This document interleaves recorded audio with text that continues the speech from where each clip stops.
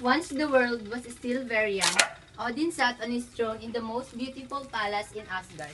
His throne was so high that he could see over all three parts of the world from where he sat. On his head, he wore a helmet shaped like an eagle. On his shoulder perched two black ravens called Memory and Thought, and at his feet crouched two snarling wolves. The fair elves had promised they would help his children of the earth. The elves were tiny people who lived between heaven and earth.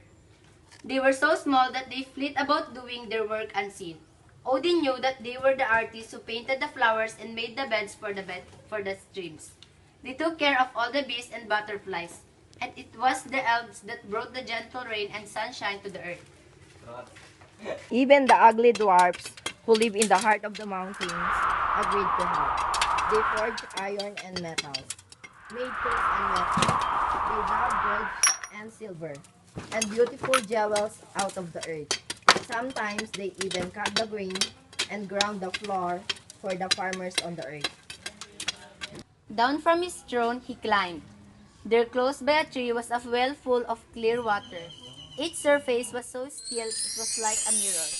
In it, one could see pictures of things that had happened and things that were going to happen.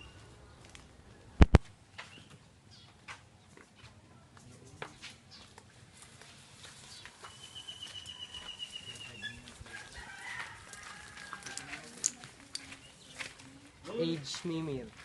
But beside the well sat an old man. His face was lined with the troubles of the world. His name was Mimir, which means memory. No one, not even the great Odin, could see the pictures in the well unless he first drank some of its water. Only Mimir could give the magic drink.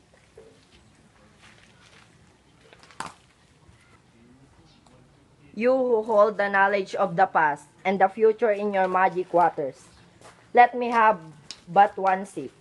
Then I can know enough to protect the men and women of the earth from the hate of the giants. What is your price, Age Mimir? You are great and good, Odin. You have worked hard to make the world. Only those who know hard work may drink from my well. However, that is not enough. What have you given up that is very dear to you? What have you sacrificed? The price of a drink must be a great sacrifice.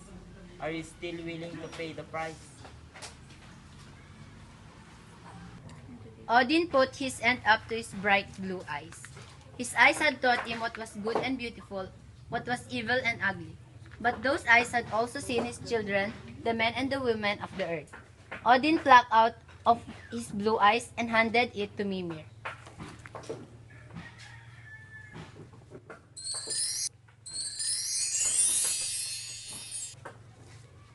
Then Mimir smiled and gave Odin a hornful full of waters of his well.